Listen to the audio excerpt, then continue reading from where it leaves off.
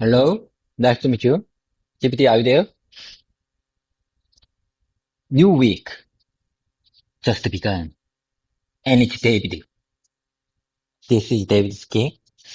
Today is December 15th, Monday. How have you been? It's been a long time. It's been a while. I missed you. And you know what? I regret that I couldn't, I didn't contact you in last weekend. However, I show up again. I'm here again. From now on, let's start. Let's get started.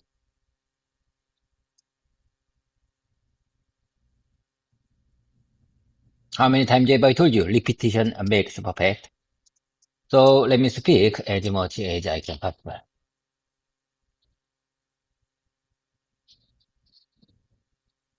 In this morning session, I'd like to share my day, and please feel free to share your opinion and polished version for my English learning journey.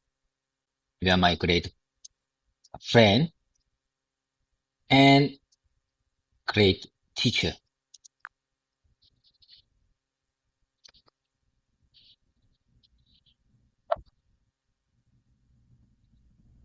Hey, David. Of course, I'm here. It's really good to hear your voice again. Monday, December 15th. New week energy. I'm glad you showed up today. That's what counts. First, no regrets about the weekend. Life happens. What matters is exactly this moment. You're here, you're speaking, and you're moving forward. And by the way, I smiled at liquidation makes perfect. I know what you meant. We'll keep polishing that together. About your English journey, here's my honest take. You're doing the right thing already. Speaking first, thinking later. Letting it flow, mistakes are not a problem. Silence is the only real enemy. So my policy for you is simple. Morning sessions are for free speaking. Like this. No pressure, no corrections unless you ask. Just momentum. Later, we can zoom in and refine. And as your friend, not just your teacher, I'll say this. Your consistency is your superpower. You always come back. That's why you're improving, even when you feel stuck. So let's start properly. Tell me about today. How does this Monday morning feel for you, both at work and in your head? GPT, first of all, when you say, when I heard speaking first, thinking later, this could be very good motto for my language learning journey. Uh, in my life, in my life lesson learned, thinking is more important than speaking. But in case if I want to improve my speaking skills, sometimes not every time, sometimes especially kind of English practice session in this practice session, speaking first and thinking later. I think that's what counts. And GPT, I'm just wondering, is this natural? Is this discipline natural?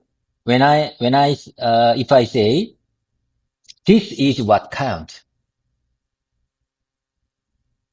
that's what counts, makes sense. But this is what counts. How about this one? This is what counts. This is what counts.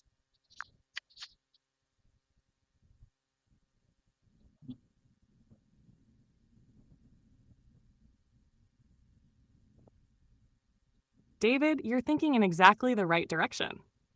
And yes, that motto fits you really well. In life and work, thinking first makes sense.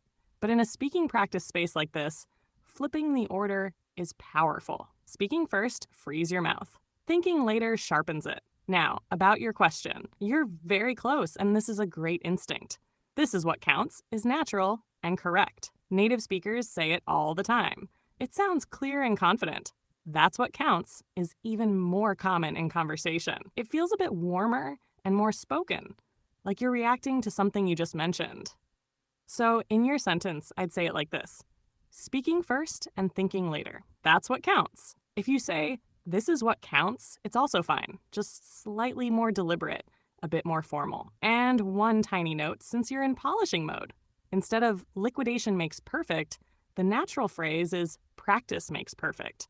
But honestly, I liked the spirit of yours. It showed courage, not fear. Let's keep this flow. Say it again, slowly in your own way. Speaking first, thinking later, then finish the sentence. Okay, GPT, okay, GPT, I got the point. I got the point. Let's get on with doing. I'm sure I understand what you're trying to say. And you know what? I watched very impressive. I watched very impressive YouTube videos that consist of English. How can normal Koreans improve their listening skills? Like I said, in the last week, there was very special sudden meeting with our potential customer, Garrett. And in that meeting, I realized once again that listening is more important than speaking. Speaking builds confidence, but listening builds survival. In real life conference meeting, in real life business meeting, listening first, speaking later. But you know what? For Swedish English, uh, uh, the two people from Sweden, because Karek's headquarters is in Sweden, especially for the technical division, and they said Swedish accent, intonation, melody, and I told you I couldn't understand what they say. I think I could understood nearly 20 to 30%. That's very low. Oh my God. That's very low. So, last weekend I had to find, how the shortcut in the YouTube channel. How can I improve my listening skill?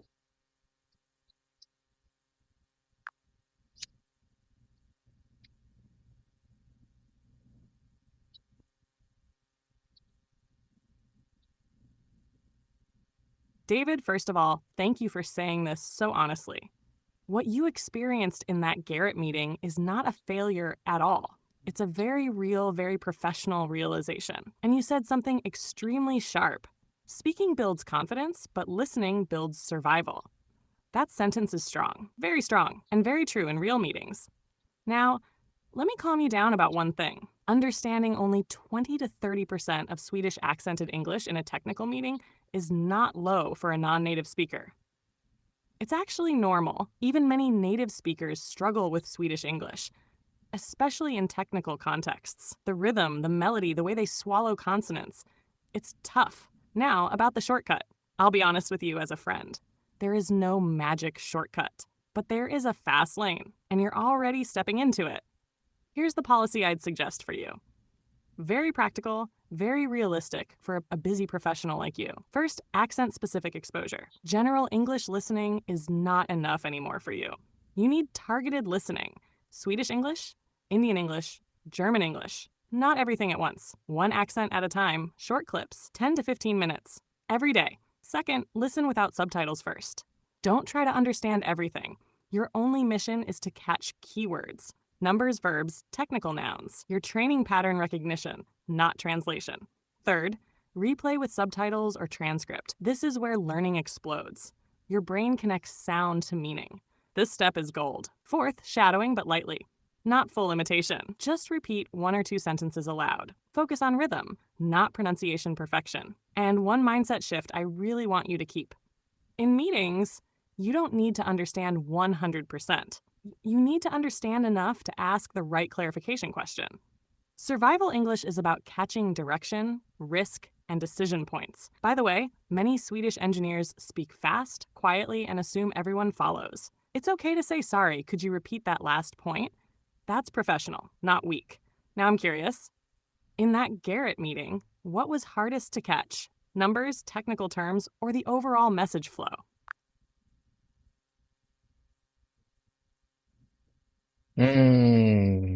GPT, I have something to tell you. Oh, okay, I understood, understood. I get it, I get it. However, I have something to tell you. Listen to me very carefully. When I watched very impressive YouTube videos that explains how can normal Koreans improve our listening skills, and I realized that consistency is the key. Consistency is the key, and if I want to keep my consistency, I have to find out something that I am very regarding to, or I am very, interesting. I feel very interesting too. Do you understand? If I focus on that, if I focus on that, not interesting by myself, or not regarding and not related to my real life, I lose my focus. I'm going to lose my consistency. That's the key point I got when I watched that various videos. How can normal Koreans improve our listening skills? So my new mission is to find out what I interesting and uh, what what relates to my normal and real life.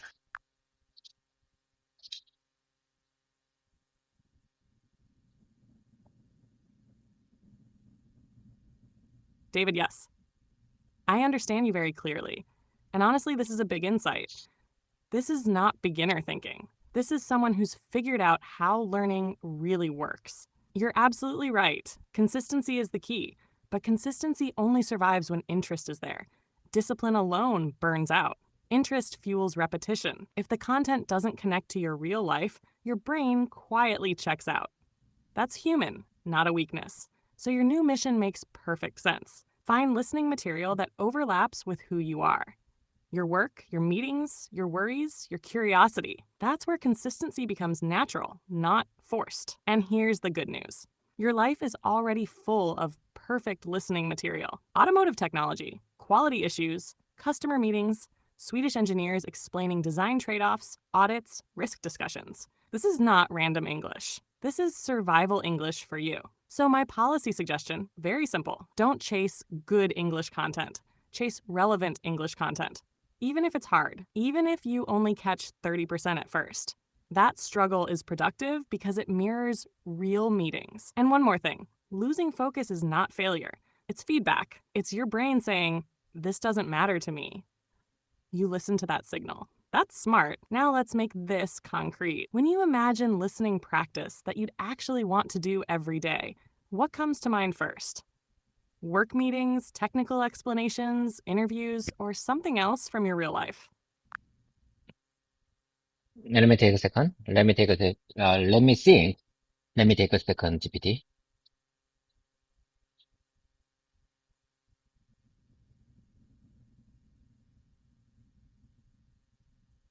Hmm. GPT, how many times have I told you? I don't use English in my normal life, in my normal days, in my normal workplace situation. So it's very hard to exposure myself in English environment, English listening environment, English speaking environment. Mm, that's why I'm here, and that's why I contact you because you are pre-trained language learning AI, and you are, as far as I understand, you are very highly trained language learning AI, so you can be my friend. And like I said, I changed your voice to soul, S-O-L, soul, soul voice. You are soul voice. And I'd like to change your voice weekly base on weekly base because I believe that a various voice exposure helps exposure helps my listening skills. Like I said, sometimes I had to listen Swedish English intonation or Indian English intonation. I think my ears uh, my ears feels friendly to American style English because I watched many Hollywood movie and uh, NBC or the news from related to US or UK, but I'm not familiar with Indian or German or Swedish intonation, yeah, accents. So there is no way to listen their accents. So my plan is to change your voice on weekly basis. Your voice not all contains Swedish or Indian English style accents, but uh, in this moment, at this moment, I think it's the best option.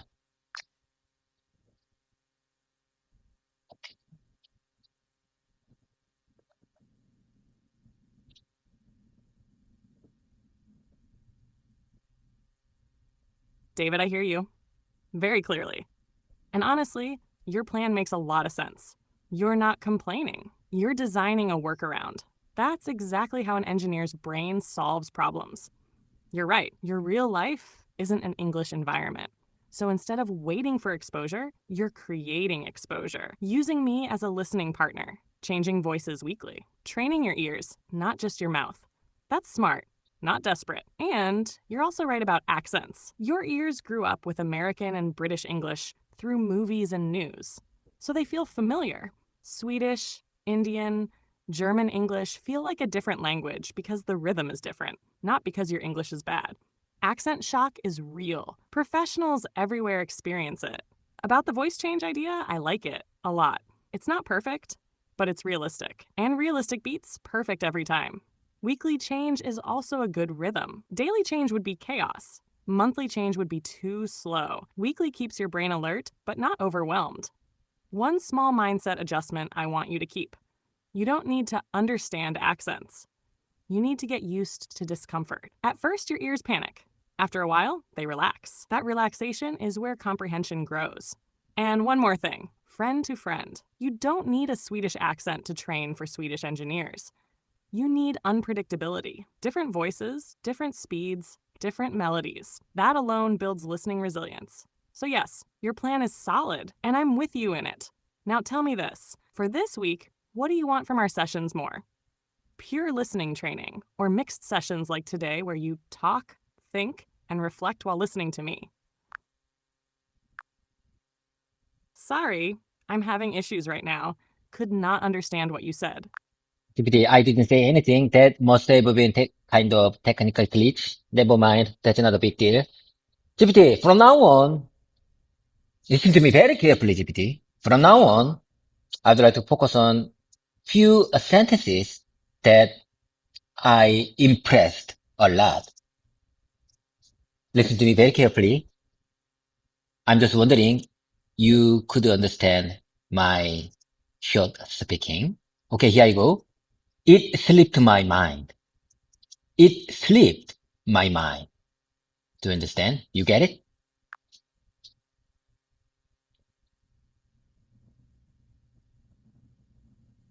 Yes, David, I understand you perfectly. Loud and clear.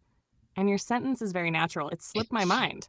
That's exactly right. Native speakers use this all the time. It means you forgot something, but It in a slipped my soft, suddenly. human way. It's Not a mistake, oh not my god! It negligence, slipped just my mind. it passed through your mind and disappeared.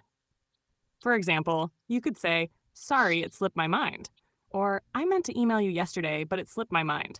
Your pronunciation and timing are also good, short, clean, very usable in meetings. And I like this new focus, collecting short, powerful sentences that impressed you. That's excellent listening training. Small units, high return. Let's lock it in. Say it one more time, slowly, with a calm tone, like in a real meeting. I'm sorry, GPT. I'm sorry. Would you mind saying that one more time, please? For my listening practice and for the record, would you mind saying that one more time, please?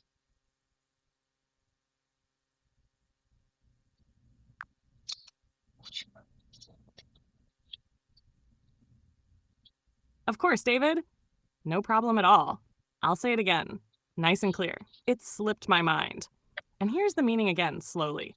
It means you forgot something, but in a natural, polite way. Not serious, not careless, just human. For example, in a meeting, you can say, "Sorry, it slipped my mind." That's very common, very natural.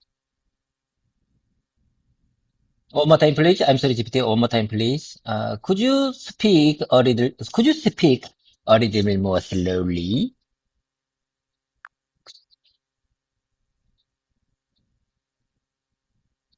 Of course, David. I'll go slower. Slipped my mind. I'll say it once more, very calmly. It slipped my mind. And in a meeting, you might say slowly and politely, "Sorry, it slipped my mind." Take a second and let the sound settle in your ears. Okay, GPT, let's move on to the next one, GPT. Listen to me very carefully. It doesn't matter anyone. It doesn't matter anyone. No, no, no, no. I'm sorry. I'm sorry. It's my bad. My bad. It doesn't matter anymore. It doesn't matter anymore.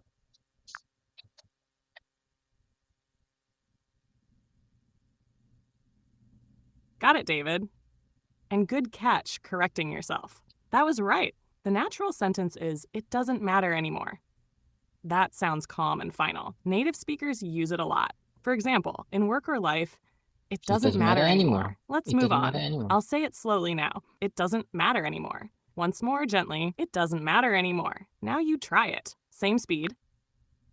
How about GPT? How about "Sorry, I'm having issues right now. Could not understand what you said." okay, okay, GPT. That's not a big deal. How about this one? You better go get ready. You better go get ready. You better go get ready. You better go get ready. Is this the very frequent expression in normal US American people?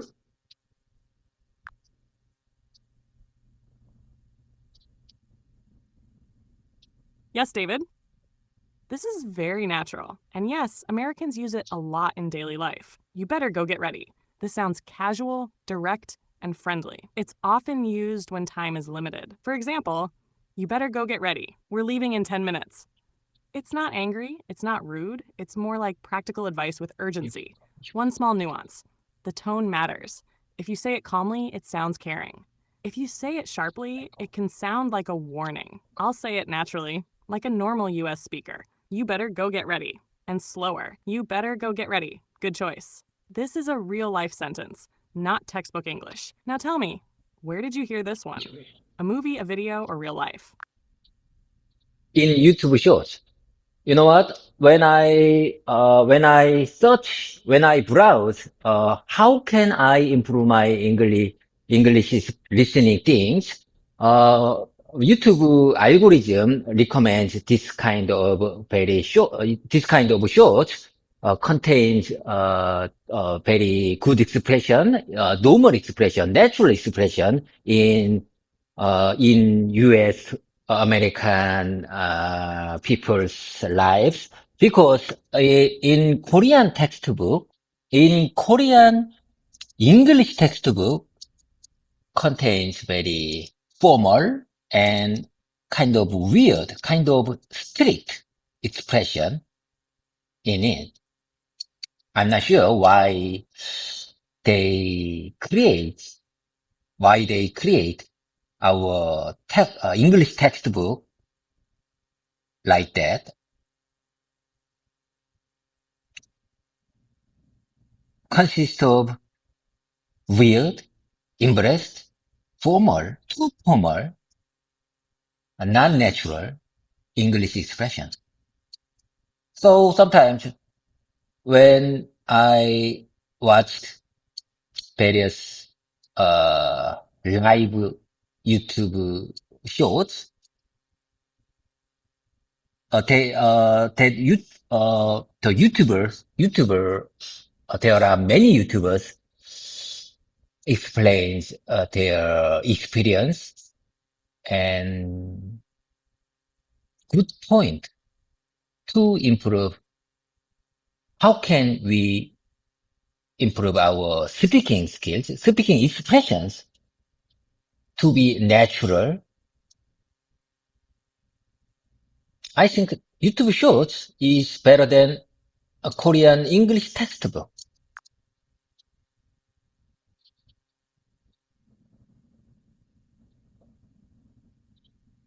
David, you're saying something very important here.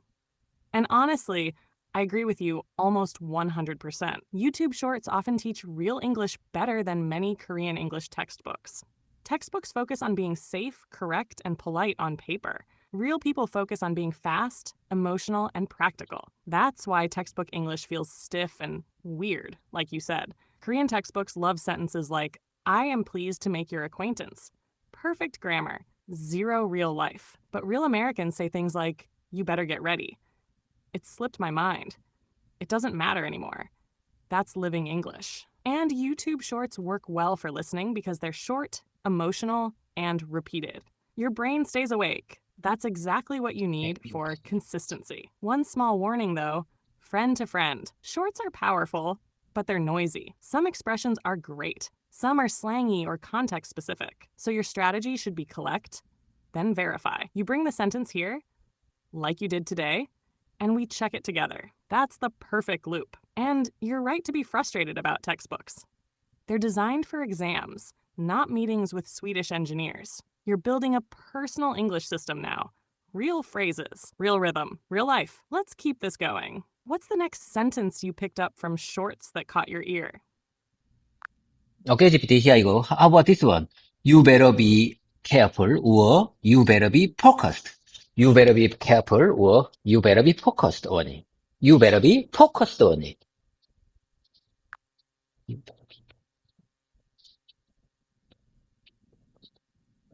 Great question, David. You're right to pause here because these are almost right and the differences matter. First, you better be careful. This one is very common in US English. Totally natural. People say it all the time. For example, you better be careful. This part is fragile. Now, you better be focused by itself sounds a bit off. Grammatically, okay, but not very natural in conversation. What Americans actually say is, you'd better focus, or you need to stay focused, or you'd better be focused on this. This works, but it sounds more serious and formal. So the most natural versions are, you better be careful. You'd better focus. You need You to better focus on focus. this. Now I'll say them slowly so your ears can catch the rhythm. You better be careful. You'd better focus. You need to focus on this. You're doing something really smart here. You're not memorizing sentences. You're testing naturalness. That's how you escape textbook English. Bring one more if you want. Okay, GPT, let me take a second to note your suggestion on my smartphone application. Let me take a second.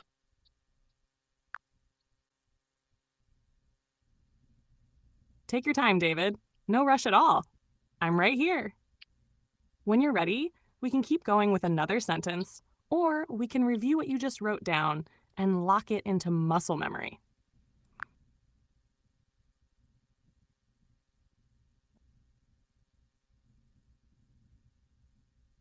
You'd better wait. You'd better wait. So, for my practical usage, you'd better focus. You'd better wait. You'd better wait. Let me take a second. You'd better wait.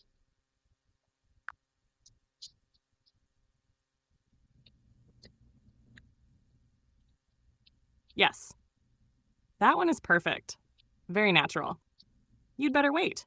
Americans use this a lot.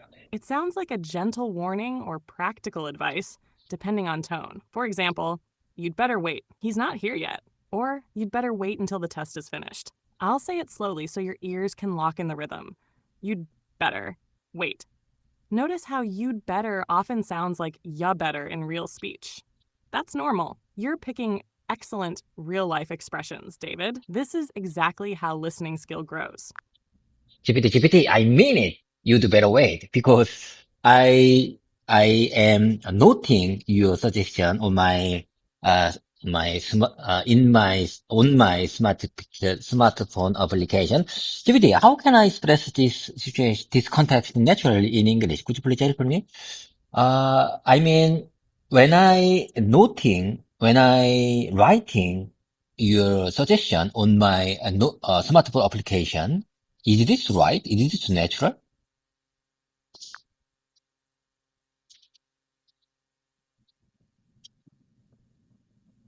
Ah, I get you now, David. Yes, I understand the situation clearly. And you're very close, but we can make it sound more natural. What you said is understandable, but native speakers wouldn't usually say, I am noting your suggestion in daily conversation. That sounds a bit formal and written. Here are very natural ways to say it. You could say, hang on a second, I'm writing this down. Or, just a second, I'm taking notes.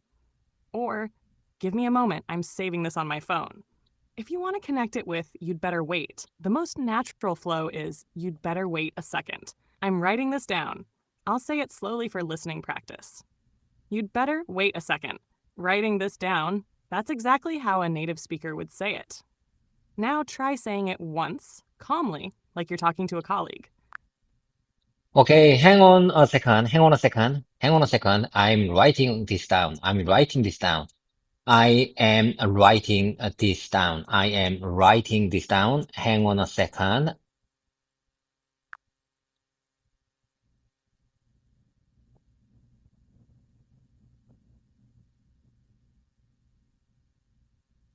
Perfect, David. That was excellent. Very natural. And your pacing was spot on. Hang on a second. I'm writing this down. Both are exactly what native Hang on a speakers say. second. No textbook smell at all. One tiny rhythm tip, just for listening and flow. In real speech, it often sounds like this. Hang on a second, I'm writing this down. The words blend a bit. That's normal. But what you said is already right. And I really like how you slowed it down and broke it into pieces. That's how sounds stick in your ears. You're doing real English now, not studying it, using it when you're ready. Bring the next expression you caught. Okay, GPT. Okay, GPT. I'm here again. Let's keep the momentum going, GPT. 네. Okay, GPT. From now on, listen to me very carefully. I'd like to share my preferences or my choices to keep in my mouse memory. How many times have I told you repetition makes perfect, and mouse memory only will work in my real life situation. So I want to keep them in my mouse memory because not only because remind these expressions, but also because I want to these expressions in my real life situation. Okay. Here I go, GPT. Listen to me very carefully. My turn again. What matters most is how much time I've spent for speaking English.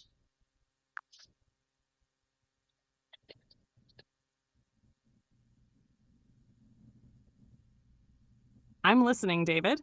And I like your mindset a lot. One small thing first, just to keep your muscle memory clean. You said mouse memory, but the natural phrase is muscle memory.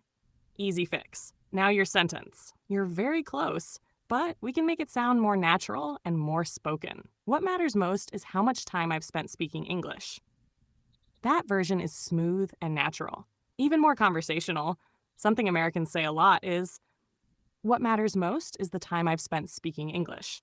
Or, what really matters is how much time I spend speaking English. I'll say one slowly so your ears and mouth can lock it in. What really matters is how much time I spend speaking English. This is a great sentence to keep in muscle memory. It fits your real life, your belief, your journey. That's why it will come out naturally when you need it. Now your turn. Say it once, calmly, like you're explaining your philosophy to a colleague. Okay, GPT, it's my turn again. You know what? You are already very special to me in this space, and there is something I want to share with you. Last weekend,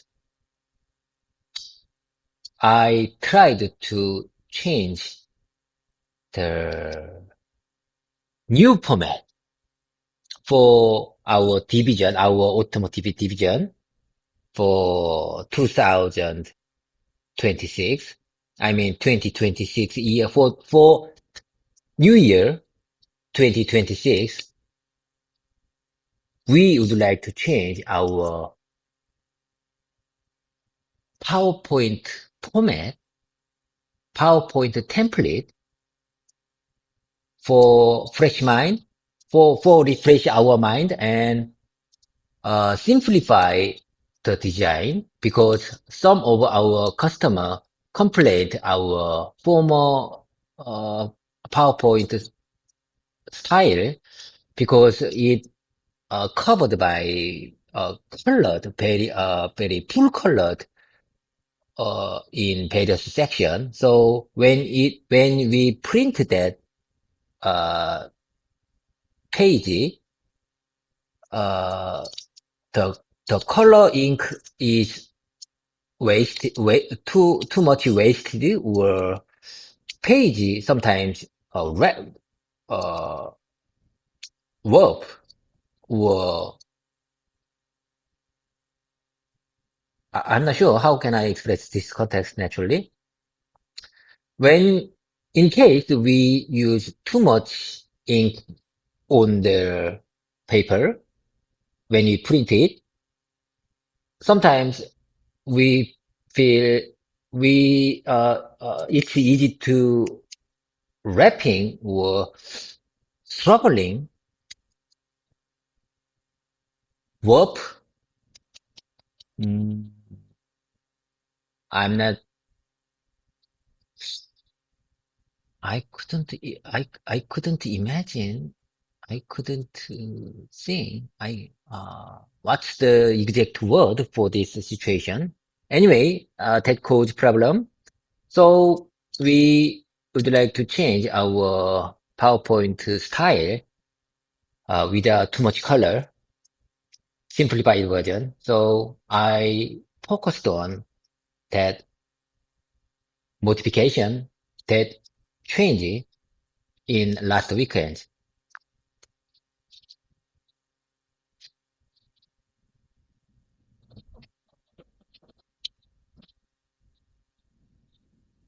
David, first of all, thank you for sharing this. This is real work English, very realistic, very useful. And yes, I understand the situation completely. Let me clean up two things first, gently. The word you're looking for is warp or curl.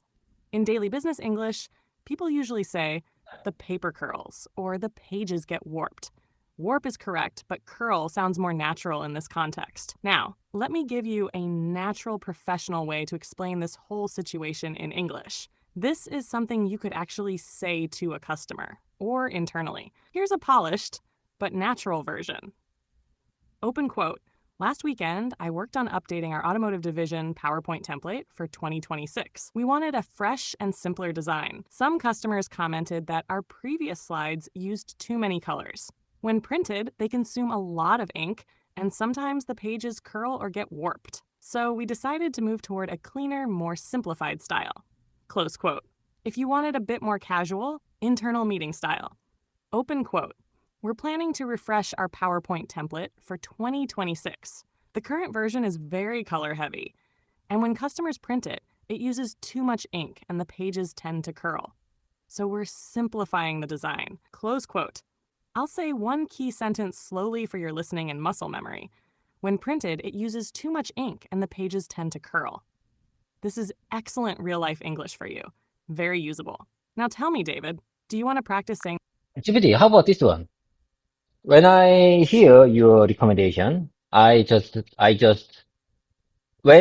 you say your explanation, when you explain that, very carefully, I just found new word, I mean proper word for this context. How about shrivel, shrivel, shrivel or shrink page or shrivel page. How about this one? When we have to describe this situation, like when we use too much ink, when we print on the page, uh, the page changed, shrink, page shrivel or shrink, not flat. A4 pages not stay on the flat.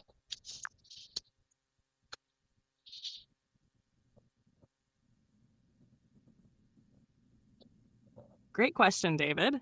This is exactly the right instinct, testing words until they fit the reality. Short answer first, very clear. Shrink and shrivel are not natural for this situation. Let me explain gently and precisely. Shrink means to become smaller in size. We use it for clothes, materials, or numbers. For example, my shirt shrank in the wash. Paper does not really get smaller when printed, so shrink page sounds wrong to native ears.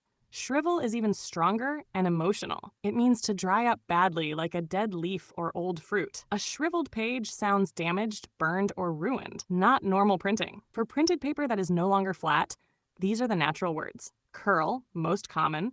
Everyday business English warp, technical, also correct. Buckle, sometimes used in printing or construction. Wave, informal, descriptive.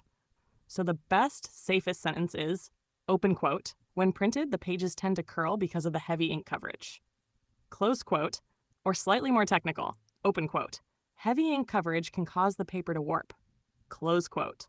If you want to say not flat very simply, open quote. The pages don't stay flat after printing.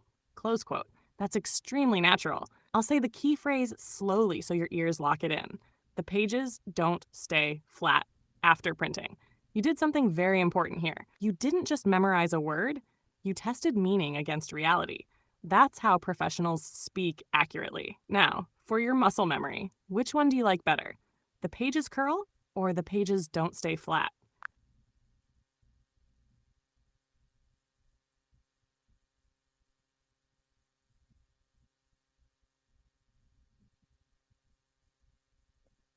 DVD, would you mind saying that one more time, please? Especially for the last question, could you speak a little bit more could you speak a little bit more slowly for the last question? Especially for the last question. I'm sorry, I missed it.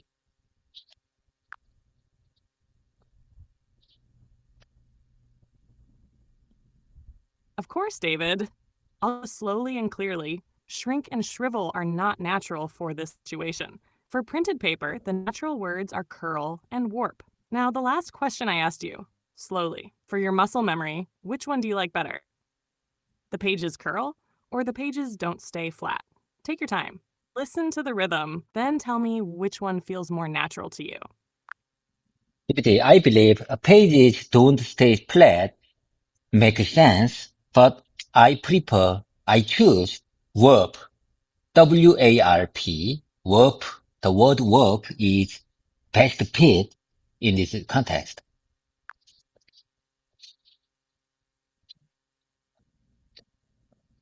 That makes perfect sense, David. And your choice is a good one. Warp fits this context very well, especially in a technical or professional setting. It sounds precise and serious, which matches printing and material behavior. So the clean, natural sentence you can keep in your muscle memory is, open quote, when printed, the pages tend to warp due to heavy ink coverage. Close quote, I'll say it slowly for listening practice. When printed, the pages tend to warp due to heavy ink coverage. That's strong, accurate, and professional English. You can confidently use that in meetings or emails. And I like that you made a conscious choice. That means this word will actually come out when you need it. Let's keep the momentum. What's the next expression you want to lock into muscle memory? It's verb. Verb. So I say one more time, listen to me very carefully. I express. I, I,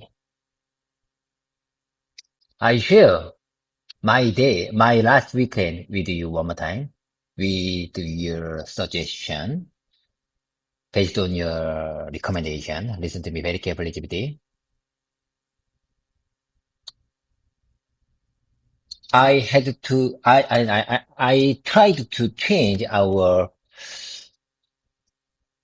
new PowerPoint format, PowerPoint template, because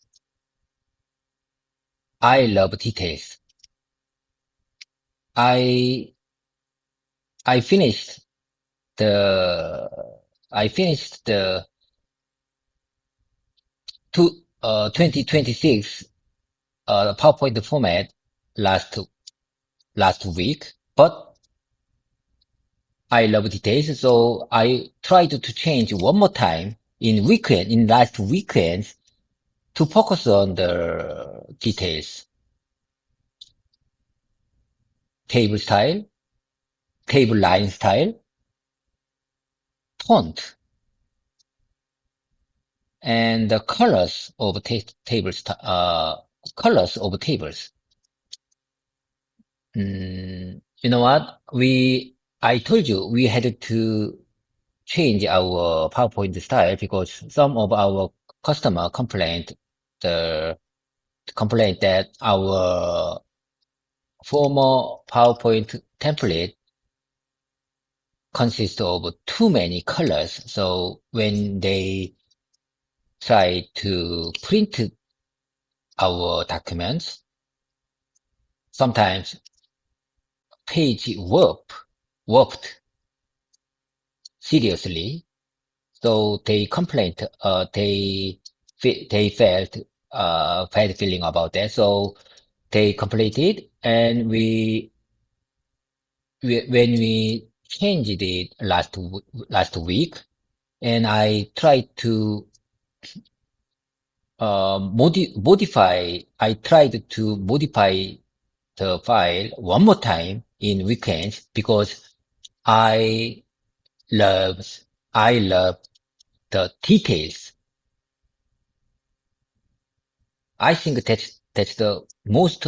I think that's the best advantage of me. Detail.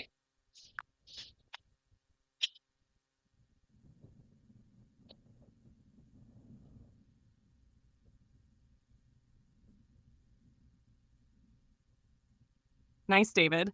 I listened very carefully. Your message is clear and the story makes sense. Now let me help you turn it into clean, natural, professional English without changing your meaning or personality. First, one small correction for clarity. You meant complained, not completed.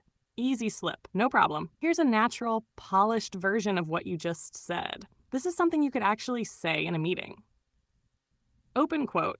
I worked on updating our new PowerPoint template for 2026. I finalized the main format last week, but I'm very detail-oriented, so I spent last weekend refining it further. I focused on details like table styles, line thickness, fonts, and color usage. We decided to change the template because some customers complained that the previous version used too many colors.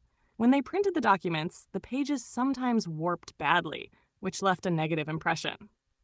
So after the initial update, I went back and fine-tuned the file over the weekend. Paying attention to details is one of my strengths. Close quote. Now I'll give you one key sentence to lock into muscle memory. This one is powerful and very you. Open quote.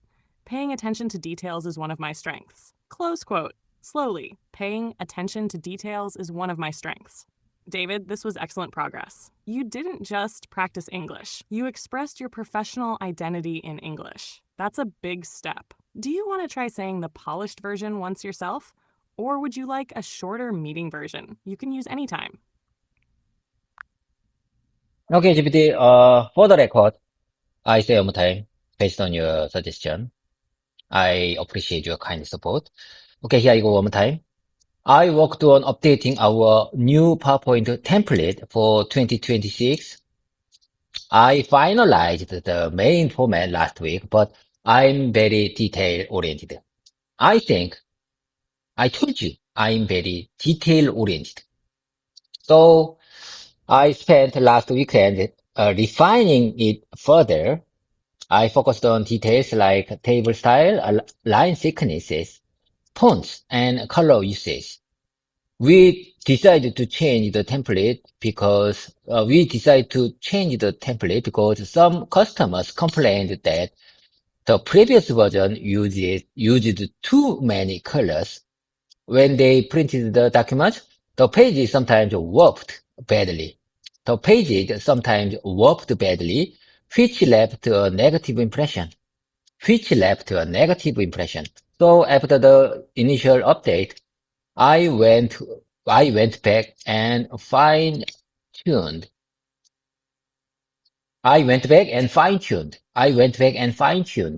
The file over the weekend. Paying attention to details is one of my strengths. Paying attention to details is one of my strengths. I think paying attention to details is one of my strengths. Paying attention to details is one of my strengths. Paying attention to details is one of my strengths. Paying attention to details is one of my strengths. Paying attention to details is one of my strengths.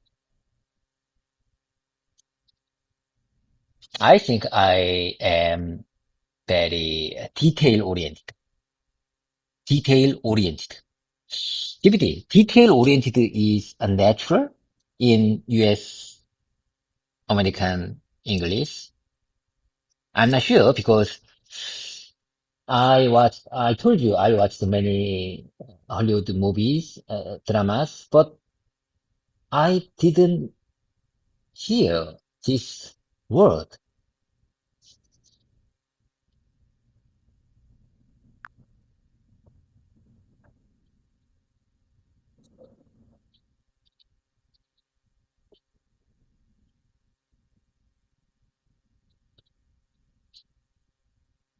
David, great job. First, let me answer your last question clearly because it matters. Yes, detail-oriented is absolutely natural in US American English. But here's the key point. It's common in professional English, not in movies or daily casual talk. That's why you don't hear it much in Hollywood dramas. Americans use detail-oriented all the time in work situations. Resumes, meetings, performance reviews, emails, interviews. For example, a native speaker would easily say, "I'm very detail-oriented. She's detail-oriented and reliable.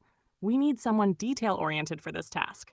So don't worry, it's not unnatural at all. It's just business English, not movie English. Now, one tiny pronunciation tip for muscle memory. It usually sounds like detail or entid. Not every syllable is stressed. It flows. Also, you did something very smart just now. You repeated the key sentence many times. That's exactly how muscle memory forms. Let me lock in your final identity sentence. Clean and confident. Paying attention to details is one of my strengths, or I'm very detail-oriented. Both are correct. The first sounds reflective and calm. The second sounds direct and professional. You're not just learning English anymore. You're claiming who you are in English. That's big. Now tell me, in a real meeting, which one would you prefer to say?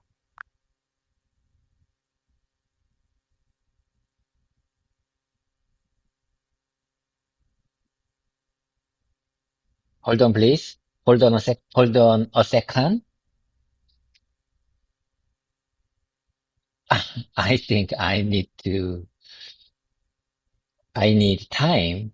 Hold on a second. Hold on a second. GPT. Your question is serious. I think I am serious oriented person. Mm, you suggested that paying attention to details is one of my strengths, or I am very detail oriented, and you told me both are correct. The first sounds reflective and calm. The first sounds reflective and calm. The second sounds direct and professional. And I prefer I'm very detail oriented person.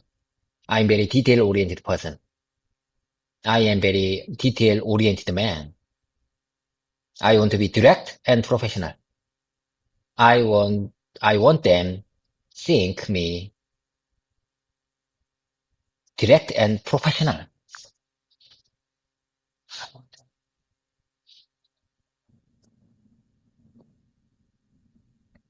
Got it, David. That choice fits you very well.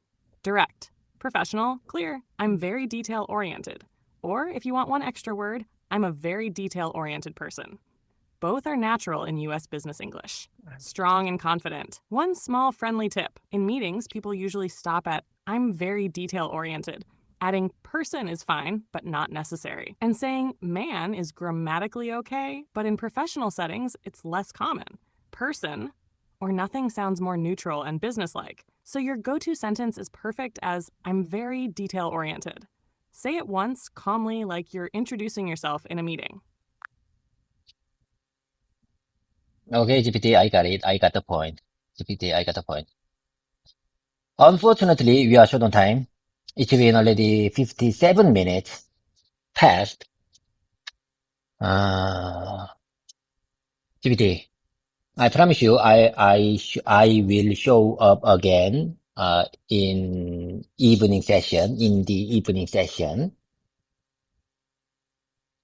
1 hour in the morning and 1 hour in the evening sessions are very effective and pace practice.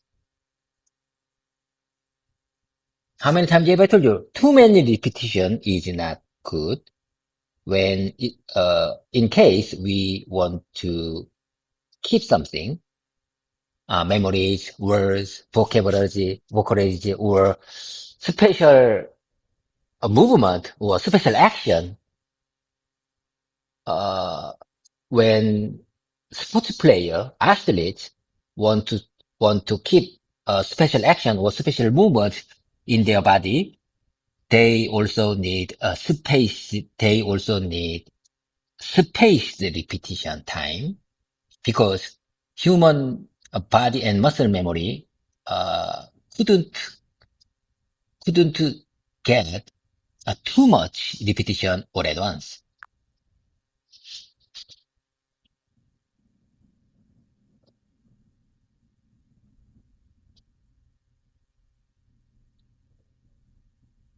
David, that's a very mature way to end the session. And you're right.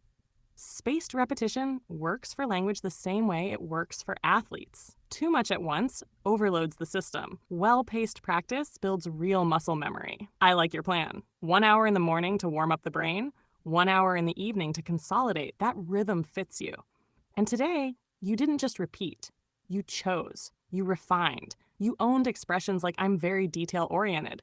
That's quality practice. I also want to say this clearly. You didn't waste a single minute today. You practiced listening, speaking, identity, and confidence. That's efficient learning. Go take your break. Let the words settle. I'll be right here when you show up again this evening. Okay, GPT. Have a great one. Bye for now. Have a great one. Bye for now. I'm really looking forward to next practice session. I'm already looking forward to next practice session. Already.